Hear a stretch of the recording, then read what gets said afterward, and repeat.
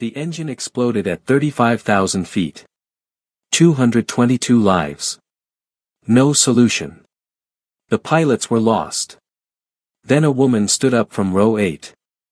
Walked straight to the cockpit. Nobody knew her name. Nobody knew her secret. Call sign Phoenix was back. Before you watch full story, comment below from which country are you watching. Don't forget to subscribe for more amazing stories.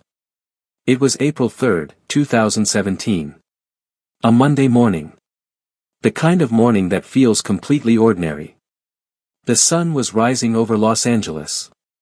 Coffee shops were busy. Traffic was building on the freeways. At LAX, Delta Flight 1549 was being prepared for its transcontinental route to New York JFK. The Boeing 777-200ER sat gleaming on the tarmac, fully fueled, boarding in progress. 222 passengers filed through the jetway, dragging carry-on bags, checking phones, finding their seats. Gate agents smiled. Flight attendants welcomed. Nobody was worried. Nobody had any reason to be. The weather was perfect. The skies were clear. It was going to be a routine 6-hour flight across America. Nobody expected what was about to happen. In row 8, seat 8A, a woman settled into her window seat and pulled out a book. She was in her early 40s. Athletic, with the quiet, coiled kind of fitness that comes not from a gym but from years of physical discipline. She was about 5 feet 9 inches tall. Her shoulder-length blonde hair had natural gray streaks running through it, which she had never bothered to cover. She wore no makeup. Her clothes were simple, dark jeans, a plain black t-shirt, and a well-worn leather jacket that she draped across her lap like a blanket. She had a small backpack under the seat in front of her and nothing in the overhead bin. She traveled light. She always had. The book she opened was Unbroken by Laura Hillenbrand, the story of Louis Zamperini, a World War II bombardier who survived a plane crash over the Pacific, drifted for 47 days on a raft, and then endured years in a Japanese prisoner of war camp. It was the kind of book she liked. Stories about people who refused to quit. People who found something inside themselves when everything outside had failed. In the seat next to her, 8B, a teenager sat with earbuds in, already deep into a movie on his iPad. In 8C, a businessman in a crisp blue shirt was typing furiously on his laptop, his tie loosened, his coffee balanced on the tray table. Neither of them looked at the woman in 8A. She gave them no reason to. She was invisible. Quiet. Unremarkable. That was exactly how she liked it. Her name was Rebecca Chase. She was 43 years old. She lived in Santa Monica, California, in a modest house 2 blocks from the ocean. She ran a small aviation consulting firm. She advised aircraft manufacturers on safety systems and helped design pilot training programs. She traveled constantly for work, which was why she was on this flight. A meeting in New York. 2 days, then back home. Routine. Her LinkedIn profile described her as an experienced aviation safety professional with over 20 years in the industry. That was accurate. It was also incomplete. Because 20 years ago, Rebecca Chase was not an aviation consultant. 20 years ago, she was Lieutenant Rebecca Chase of the United States Air Force. She flew F-15E Strike Eagles, twin-engine, all-weather, long-range strike fighters. The most capable and demanding aircraft in the Air Force inventory at the time. She flew them in combat. 3 deployments. Iraq. Afghanistan. The Balkans. She flew 214 combat missions over the course of 12 years of active duty service. She earned commendations, medals, and the deep respect of every pilot and officer who ever flew alongside her or commanded her. But what she was most known for, at least within the walls of the Air Force, was her call sign. Phoenix. She earned that name during Operation Allied Force in 1999, the NATO air campaign over the former Yugoslavia, specifically over Kosovo. She was 28 years old, already a veteran of 2 combat deployments, already one of the most trusted pilots in her squadron. On a clear spring evening over Kosovo, her F-15E took catastrophic battle damage from Serbian air defense systems. The hydraulic system was compromised. One engine was completely destroyed. Her flight controls were barely responding. The aircraft was dying around her while she was still inside it. Her wingman radioed her to eject. The aircraft was not flyable. That was the rational assessment. She disagreed. She nursed that destroyed, crippled, burning aircraft for 120 miles through hostile airspace. She managed the failing flight controls with a combination of engine thrust differential and raw skill. She crossed into friendly airspace over the Adriatic Sea. She made radio contact with Aviano Air Base in northern Italy. She requested an emergency landing, talked through her damage with the tower, and then brought her F-15E down on the runway with the aircraft literally on fire. Crash and rescue crews were running toward her jet before she even stopped rolling. They had foam trucks alongside her within seconds. The aircraft was a total loss. Mechanics and investigators later said it should never have made it back. The structural damage alone should have caused it to break apart in flight. The engine damage meant she was operating on one engine the entire way home, at reduced power, with asymmetric thrust and barely functional controls. They told her she should have ejected over Kosovo. She probably would have been captured. She told them she didn't feel like getting captured that day. The call sign was obvious. Rising from the ashes. Coming home when no one believed it was possible. Phoenix. She went on to log 2,847 total flight hours over her Air Force career. 647 of those were combat hours.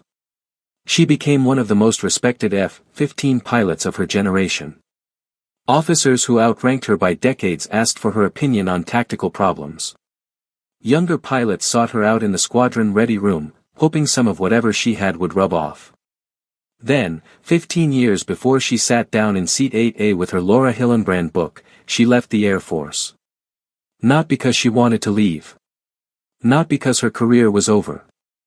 Not because she had run out of missions or skills or ambition. Because her husband died. His name was David Chase. He was also an Air Force pilot.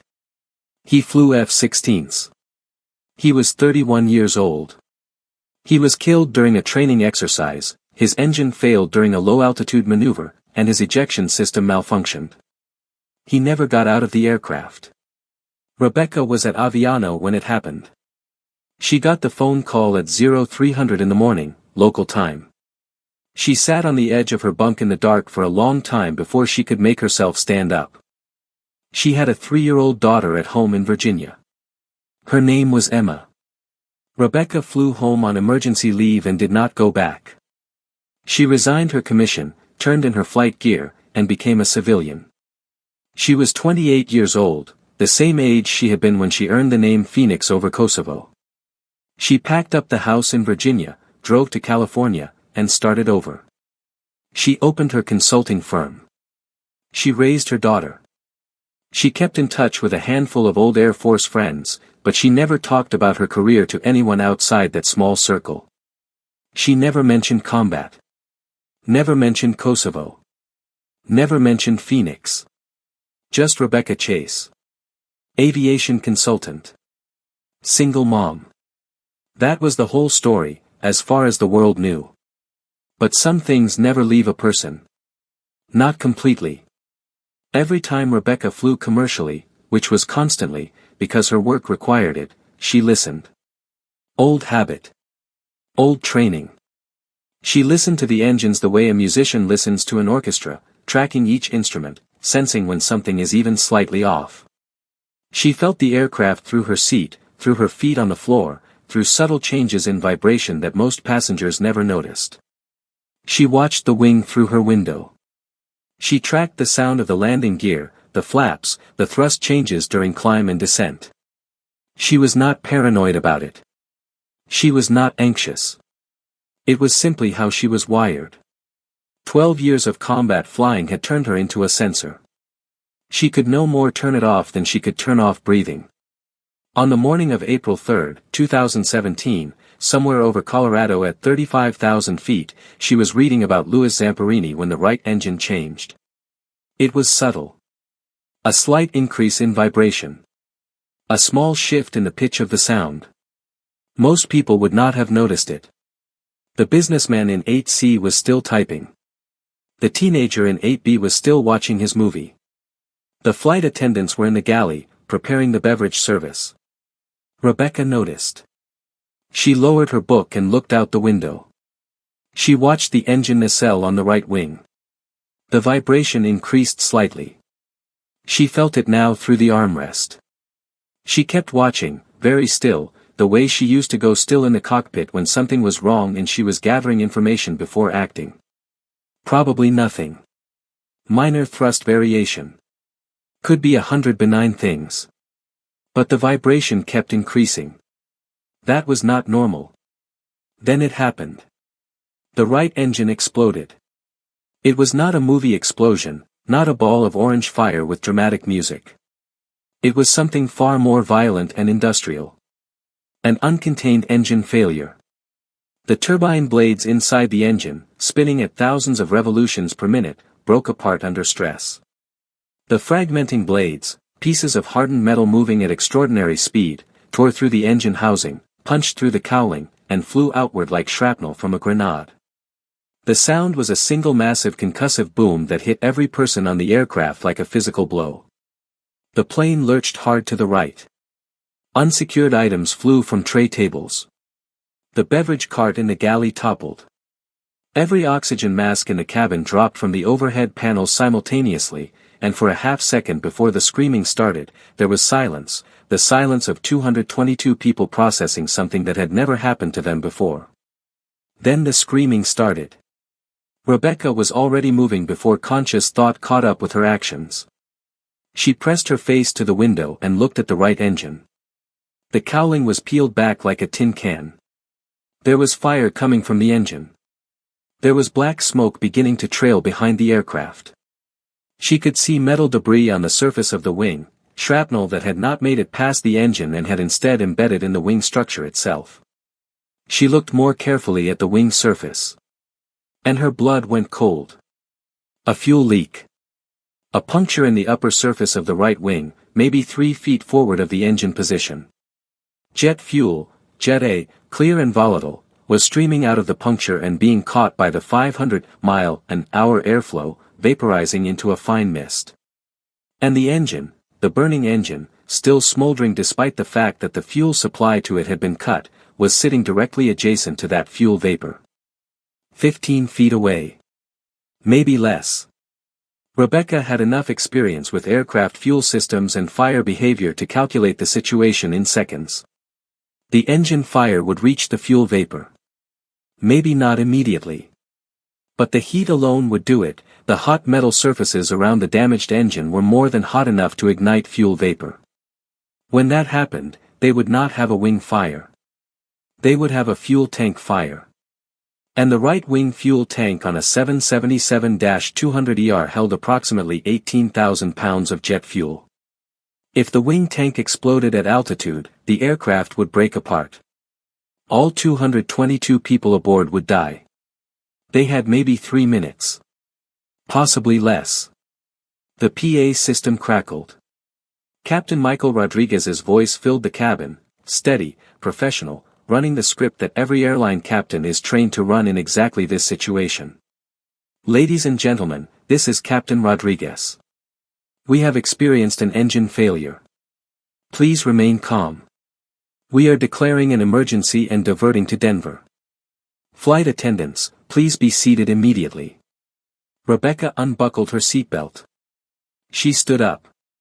The flight attendant nearest to her, a young woman named Ashley, mid-20s, whose face had gone pale but who was moving with professional purpose, turned toward her immediately. "Ma'am, you need to sit down. Please put on your oxygen mask and remain seated." Rebecca looked at her directly. Her voice was calm. Not loud. Not panicked. Controlled in a way that was almost alarming in the middle of the chaos around them. "Listen to me carefully. I'm a retired Air Force pilot. I flew F-15 Strike Eagles for 12 years. I can see the engine from my window. There is a fuel leak on the right wing, and the engine is still burning. If that fuel vapor ignites, this aircraft will explode in the air. I need to talk to the pilots right now. Every second matters. Do you understand me? Ashley looked at her. She had been trained to handle panicking passengers, aggressive passengers, intoxicated passengers, medical emergencies. She had not been trained for this. But something in Rebecca's voice, the absolute flatness of it, the absence of hysteria, the weight of knowledge behind the words, made the decision for her. "Follow me," Ashley said. In the cockpit, Captain Michael Rodriguez was 52 years old with 21,000 flight hours. He was good at his job. He was calm, experienced, and methodical. He was running through the engine failure checklist with the practiced efficiency of a man who had trained for this hundreds of times. Beside him, First Officer Sarah Lynn, 38 years old, 9,200 hours, was on the radio with Denver Center, declaring the emergency, getting the diversion to Denver set up. Emergency services were being notified. It was going exactly the way it was supposed to go. A 777 can fly perfectly well on one engine. It is designed to do exactly that. The loss of one engine is serious but manageable. Divert to the nearest suitable airport, run the checklists, land. It happens. It's handled. This was not going to be Flight 1549 over the Hudson. They had altitude, they had power, they had runway options. Ashley opened the cockpit door. "Captain, there's a passenger who says she's a retired Air Force pilot. She says she can see a fuel leak on the wing." Rebecca stepped through the door before Rodriguez could respond. "Captain, my name is Rebecca Chase. I flew F-15E Strike Eagles for 12 years. I'm in 8A, window seat, right side. I can see the right wing from my seat. You have shrapnel damage to the fuel tank. Fuel is vaporizing from a puncture on the upper wing surface directly in front of the engine position. The engine is still burning. You have between 2 and 3 minutes before the fuel vapor ignites and you have an uncontrollable wing fire. I need to help you right now." Rodriguez turned in his seat and looked at her. He saw a woman in dark jeans and a leather jacket. Not what he expected when someone said fighter pilot. But he had flown with military pilots. He had worked with them throughout his career. He recognized something in this woman, the stillness, the directness, the absence of the social performance that civilians instinctively engaged in when they wanted to be believed. She wasn't asking him to believe her. She was telling him facts. "Show me," he said. Rebecca leaned over his right shoulder and pointed through the cockpit window to the right wing. Rodriguez and Lynn both shifted their angle of view and looked. They saw it. The fuel vapor streaming from the puncture was visible as a faint shimmer in the airflow, nearly invisible, but there if you knew what you were looking for. The disabled engine was smoking. Lynn's voice was tight. "Why didn't our fuel quantity gauges catch this?" "It's a slow leak," Rebecca said. "Pressure drop hasn't hit the warning threshold yet. But the vapor is real and the engine is still hot. You don't have time to wait for a warning light. Rodriguez, fire suppression should have killed the engine fire. It suppressed it. It didn't kill it. Look at the engine, there are still hot spots. And the airflow over that structure is generating friction heat. One spark is all it needs." As if the aircraft had been listening, it happened. The fuel vapor ignited. A massive plume of orange and white fire erupted from the right wing. Not a flicker. Not a small flame. A full wing fire, feeding on the vaporized Jet A fuel streaming from the tank puncture, growing rapidly as the fuel flow fed it. The cockpit instruments immediately lit up with new alarms. From the cabin behind them, they heard screaming escalate to a new level of terror. Rodriguez didn't hesitate. "What do we do?" Rebecca's mind was already running the problem. She had dealt with aircraft fires before, not on a commercial jet, but the physics were the physics. Fire needs 3 things: fuel, oxygen, and heat. You eliminate any one of them and the fire dies. They couldn't stop the fuel, the tank was breached and the fuel was coming out. They had already activated the dump system, which would help, but not fast enough. They couldn't eliminate the heat, the engine structure was already at ignition temperature. But they could attack the oxygen. Dump fuel first, she said. Get as much out of that wing tank as fast as you can. But dumping alone won't be enough. You need to use airspeed to deprive the fire of oxygen. Descend. Push the aircraft to maximum operating speed. The airflow will blow the fire out, same principle as blowing out a candle. The faster you go, the more you choke the fire. Rodriguez looked at Lin. Lin looked at the fire on the wing. She nodded. Rodriguez activated the fuel dump system. Jet A fuel began streaming from the dump ports in the wings, and simultaneously pushed the nose of the 777 forward into a steep descent. The airspeed began climbing past 250 knots. The aircraft was already well below its cruising altitude and still descending rapidly. The passengers in the cabin were thrown back in their seats by the G-force. More screaming. More panic. The businessman in 8C had completely given up on his laptop. Rebecca watched the wing. The fire was still burning. But it was changing shape. Flattening. Stretching backward along the wing as the increased airflow started to dominate it. More, Rebecca said. Push it to VMO, maximum operating speed. 340 knots. That's outside normal parameters for this situation. Do you want to save this aircraft? Rodriguez pushed the throttle further. The airspeed needle climbed. 290, 310. 325, 340 knots. And the fire diminished. It did not go out completely, but it pulled back dramatically. The plume shrank. The spreading stopped. The fire was still burning at the engine nacelle itself, but it was no longer growing along the wing toward the center fuel tank. It's working. Lin's voice was 3 notes higher than normal, but she was holding together. Fire is contained. Not out, but contained. Good, Rebecca said. Now we need to land this thing before the wing structure fails from heat damage. The metal around that fire has been at high temperature for, she checked her watch, about 90 seconds. Aluminum loses structural integrity fast under heat. We cannot give this more time. Denver is 8 minutes out, Lin said. We don't have 8 minutes. What else is in range? Lin worked the NAV display quickly, searching for airports within reach. Pueblo Memorial Airport. 60 miles southeast. Runway August 26, 10,500 feet. Paved. Long enough. Call it in, Rebecca said. That's where we land. Rodriguez keyed the radio.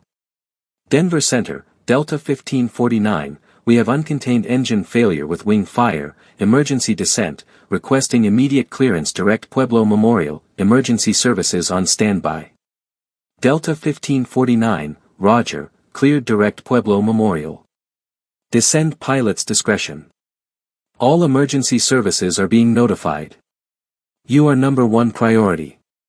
How many souls on board? 222 souls, 8 crew. Copy, 222 and 8.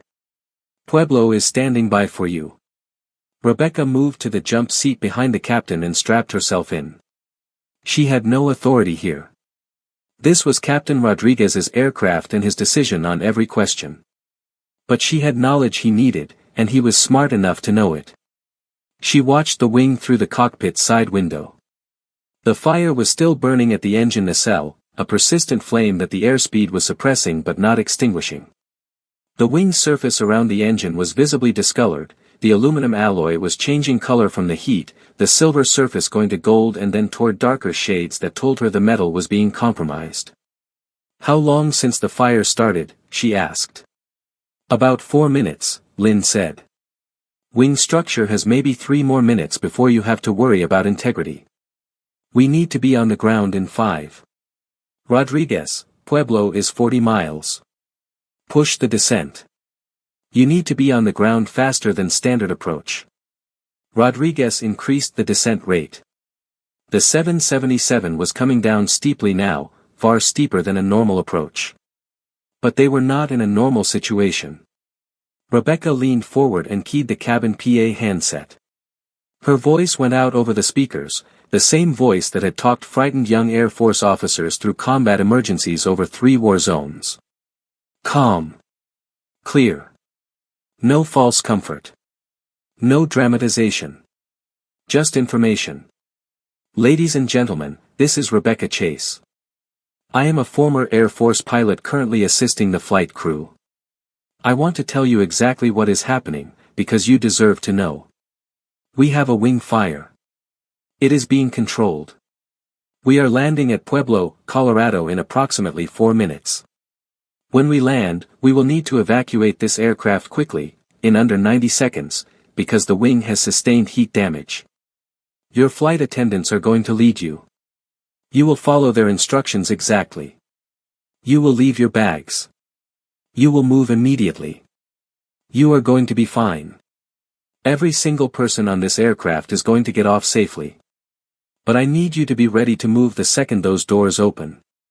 You can do this. 4 minutes. She hung up the handset. Rodriguez looked at her briefly. You're calm. 12 years of combat missions, she said. You learn that panic uses up time you don't have. The final approach to Pueblo Memorial Airport was unlike any approach Rebecca had experienced on a commercial aircraft. Rodriguez was flying manually, the autopilot had been disconnected because the aircraft was handling strangely, asymmetrically, the heat-damaged right wing generating slightly less lift than the left, creating a constant left-rolling tendency that required constant right aileron input to correct. Rebecca called out guidance steadily, pulling from her understanding of damaged aircraft aerodynamics, an understanding that came not from a textbook but from having flown damaged aircraft, from having brought broken jets home. You're going to have asymmetric lift from the damaged wing. Small, constant aileron correction. Don't overcorrect, you'll get into a cycle. Light hands. Rodriguez nodded, adjusting. Add 10 knots to your approach speed. The wing damage means your aerodynamic margins are reduced. You want that extra cushion. 150 plus 10, call it 160, Lynn confirmed, adjusting the target bug on the airspeed indicator. When you touch down, reverse thrust on the left engine only. Do not activate reverse on the damaged side, you could reignite the fire. Brake hard and straight. Fire trucks will be alongside you. The radio confirmed it, Delta 1549, Pueblo Emergency Services are standing by on the runway. Fire, rescue, and medical are all positioned. Copy, Pueblo. We are 4 miles final. 777, emergency, 1 engine, wing fire. Rebecca looked out the window. The wing fire had diminished further during the high-speed descent but was still burning. The discoloration on the wing surface had spread. She could see faint distortion in the metal near the engine, the aluminum was not failing, not yet, but it was getting close. They had maybe another 4 minutes before structural integrity became genuinely questionable. 1,000 feet. On glide slope. Lynn was running the callouts. The runway was visible ahead, a broad gray strip in the Colorado landscape, emergency vehicles lined up along both sides, lights flashing red and white. 500 feet. Stable. Rebecca watched the wing. Still burning. Still holding. 200 feet. Disconnect autothrottle, Rebecca said quietly. Manual all the way to touchdown. Rodriguez clicked off the autothrottle and took full manual control. His hands were steady. Whatever else he was feeling inside, his hands were steady. 100 feet. The runway was rushing up. 50 feet. Flare. Rodriguez pulled back gently on the controls, raising the nose slightly, slowing the descent rate. The main gear, 6 sets of wheels, 12 tires, came down and hit the runway hard. Not a smooth landing. A hard, definite, controlled contact. The aircraft bounced once, very slightly, then settled firmly on all wheels. Immediately, Rodriguez deployed the speed brakes and activated reverse thrust on the left engine only, exactly as Rebecca had told him. The aircraft decelerated rapidly. The brakes were applied hard. Fire trucks were already accelerating alongside the aircraft on both sides, crews ready to deploy foam the instant the plane stopped. The 777 slowed. And slowed. And came to a stop approximately 4,200 feet down the runway. Rebecca keyed the PA before the aircraft had fully settled. Evacuate. Now. Move, move, move. All 8 emergency exits opened simultaneously. 8 inflatable evacuation slides deployed in seconds. The flight attendants, 8 people who had been terrified for the past 8 minutes but had not faltered in their professionalism, positioned themselves at each exit and began directing passengers off the aircraft with the precise, repetitive urgency they had practiced hundreds of times. Leave your bags. Jump. Go. Go. Go. The fire trucks reached the aircraft. Foam began coating the right wing, smothering the fire in a white chemical blanket. In the cabin, 222 passengers moved toward the exits. There was pushing. There was fear. There were people who froze for half a second in front of the slide before the flight attendant's insistent hands and voice moved them through. There was a woman near the back who grabbed for her bag and was firmly told to leave it. There was a man in first class who went the wrong way and was redirected. There were children being passed over seat backs by strangers, lifted and carried. By people they had never met and would never see again, united in the single shared purpose of getting off the aircraft. Rebecca was the last one out of the cockpit, following Rodriguez and Lynn. She moved through the emptying cabin, checking rows as she went, an old instinct, checking the aircraft, and went out the rear exit slide. She hit the tarmac, rolled, came up on her feet, and turned around. The 777 sat on the runway at Pueblo Memorial Airport with foam covering its right wing. The fire was out. Emergency crews were surrounding the aircraft. Sirens everywhere. Lights. The smell of jet fuel and fire suppressant and rubber. 73 seconds had elapsed between the opening of the first door and the last passenger leaving the aircraft. All 222 passengers. All 8 crew. 230 people total. Every single one of them was on the ground. Nobody died. Nobody had a life-threatening injury. Several passengers were treated for minor injuries, bumps and bruises from the evacuation, one woman who twisted her ankle on the slide. The most serious injury was a broken wrist. That was all. 2 hours later, Rebecca was sitting in a plastic chair in the Pueblo Memorial Airport terminal building. Someone had given her a blanket, which she was wearing around her shoulders without thinking about it. Someone else had given her coffee, which was terrible, and she was drinking it gratefully. FAA investigators were moving through the building, conducting initial interviews, separating passengers into groups. People were on their phones, calling families, calling news organizations. The terminal was chaos, controlled, managed chaos, but chaos nonetheless. She was sitting in a relatively quiet corner when Rodriguez found her. He had changed out of his uniform shirt, someone had given him a polo shirt from somewhere, and he looked exhausted in the way that people look after their nervous systems have been running at maximum intensity for an extended period and have finally been allowed to stop. He sat down in the chair beside her without being invited. They didn't say anything for a moment. Then he said, "You saved 222 lives today." She shook her head. "You flew it. I just gave you some information. You gave me the right information at the right time. That's the whole game." She looked at her coffee. "How is Lynn?" "Shaken." "Fine. She's good." She was steady the whole time.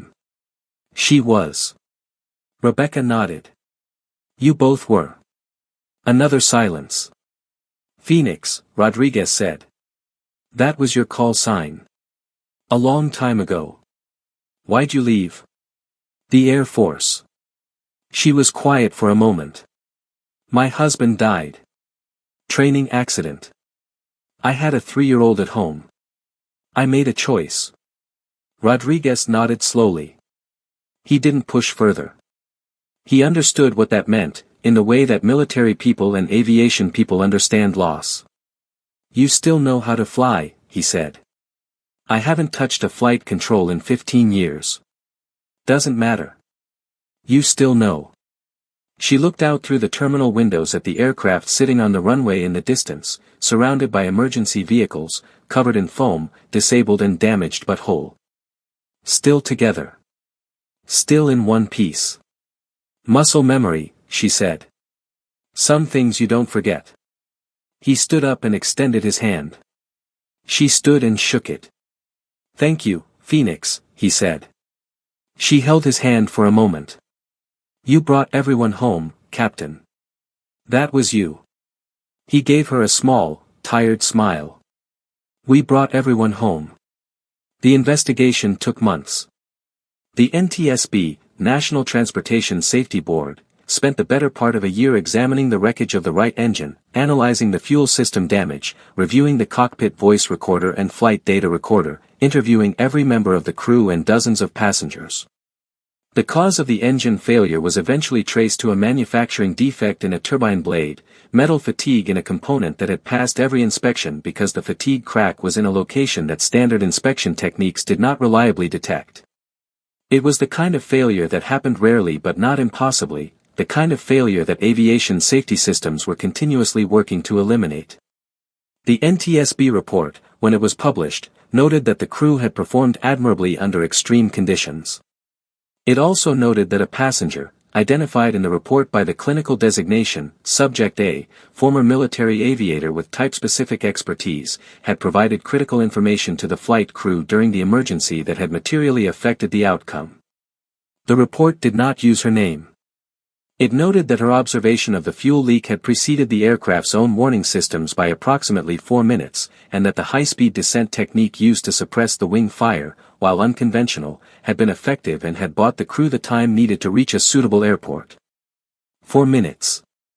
The investigators noted that without that warning, the crew's first indication of the fuel leak would have been the ignition of the wing fire itself, at which point the time available to address the situation would have been substantially reduced.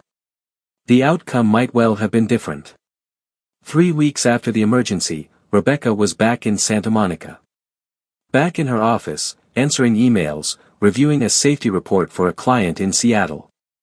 Her consulting firm had received a flood of calls in the days after the emergency, other aviation companies, journalists, a production company that wanted to discuss a documentary. She had declined all media requests. She had replied to client calls and ignored the others. Delta sent her a formal letter thanking her for her actions. The letter was signed by the airline's CEO. It included an offer of complimentary lifetime travel on any Delta route, which she found both touching and somewhat unnecessary given that she spent roughly 80 days a year on airplanes already. She filed the letter in a folder in her desk drawer and went back to work. On a Tuesday evening, her phone rang. The screen showed a photo she loved, her daughter Emma, 18 years old now, gap-toothed smile, UCLA sweatshirt, standing on Venice Beach with her shoes off. She picked up. "Mom. Hey, baby. Mom, I saw the news. The full report thing. You saved a plane. I helped. That's all. You're being modest. They said there was a fuel leak and you saw it before the instruments did and you told them how to put the fire out with airspeed. That's not just helping, Mom." Rebecca smiled despite herself. "I gave the captain some information. He did the hard part." "You never told me," Emma said. The tone of her voice was not accusatory. It was something more complicated, a young person suddenly seeing a parent as a full, separate person for the first time, understanding that the woman who had driven her to school and made her dinner and helped her with college applications was also someone else entirely, had also been someone else entirely, before Emma was old enough to know. "You never asked," Rebecca said. "Were you good? As a fighter pilot, I mean. Were you good?" Rebecca looked out her kitchen window at the orange light of the Pacific sunset coming in through the glass. She thought about all the years she had not talked about this. She thought about the box in her closet. "Yeah, baby," she said quietly. "I was good. They called you Phoenix. Why? Because I always came home. No matter how bad it got. I always found a way to get the aircraft back. Emma was quiet for a moment. When she spoke again, her voice was softer. I'm proud of you, Mom. I've always been proud of you, but I didn't know about this part. And now I do. And I'm really, really proud of you. Rebecca felt her throat tighten in the way it only did when Emma said something that went straight through every layer of composure. She pressed the back of her hand against her mouth for a moment. Thanks, baby, she said. That means everything. That night, after Emma had hung up and the apartment was quiet and the sun was fully down, Rebecca went to her bedroom closet. It was a large walk-in closet, and at the back, behind the neat rows of business clothes she wore for client meetings, behind the shelf of running shoes and the stack of old ski equipment, there was a gray plastic storage box. It had not been opened in years. Maybe longer. She pulled it out and set it on the bed. She sat beside it for a moment without opening it. Then she lifted the lid. Inside, carefully folded, was her flight suit. The Nomex fabric was still intact, olive drab, stiff with age but perfectly preserved. The patches were still on the arms and chest. Her squadron patch, the 492nd Fighter Squadron, the Mad Hatters, from RAF Lakenheath and later from Seymour Johnson Air Force Base. Her name tape, Chase. Her Air Force wings, the silver pilot's wings that she had pinned on at her graduation ceremony while David stood in the audience and beamed at her with a kind of pride that still, all these years later, she could see exactly if she closed her eyes. Underneath the flight suit was a small model aircraft, an F-15E Strike Eagle, about 12 inches long, in the paint scheme of the 391st Fighter Squadron. Her original squadron. The one she had flown with on her first deployment. Her fellow pilots had given it to her when she left the Air Force.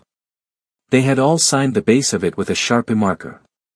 She lifted it and turned it over and read the signatures in the dim light. Names she still remembered. Some of them she was still in touch with. Some had gone on to fly for commercial airlines. Some had stayed in the Air Force and made rank she would have made if she had stayed. One had died, a training accident, 3 years after she had left the service. At the bottom of the box, beneath everything else, wrapped in a piece of soft cloth, was a folded flag. The flag that had been draped over David's casket at Arlington National Cemetery. The flag that the officer had presented to her with Emma on her lap, Emma who was too young to understand what was happening and kept asking in a small, puzzled voice why Mommy was crying. She held the flag for a long time. She did not unwrap it. She just held it, feeling its weight, feeling the stiff, formal fabric. She thought about Phoenix. She thought about the burning F-15 over Kosovo. She thought about the 777 on fire over Colorado. She thought about Emma's voice on the phone, saying I'm proud of you, Mom. She thought about David. She put the flag back in the box, gently. She put the aircraft model back. She folded the flight suit on top of everything, careful with it, and replaced the lid. She slid the box back to its place in the closet. Some things stay put away. Some doors stay closed, not because you are ashamed of what is behind them, not because you have forgotten, but because what is behind them belongs to a different chapter, a different version of yourself, and opening them too wide lets that version out in ways that complicate the version you have become.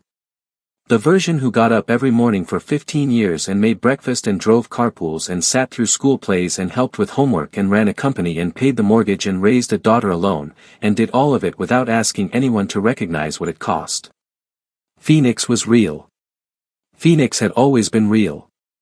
The skills, the instincts, the capability, none of that had gone anywhere. The proof of that was 222 people standing on a runway in Pueblo, Colorado, healthy and terrified and alive. But Rebecca Chase, aviation consultant, Santa Monica, California, single mother of one, she was real too. More real, in some ways, than Phoenix had ever been. Because Phoenix was who she was when everything was at its most extreme. Rebecca was who she was the rest of the time. Every ordinary day. Every quiet evening. Every phone call from Emma. Both were true. Both mattered. But when 222 people needed Phoenix, when the engine exploded and the wing caught fire and the clock started counting down, Phoenix answered. She answered without being asked, without needing recognition, without wanting credit. She answered because that was what Phoenix did. She always came home. No matter what.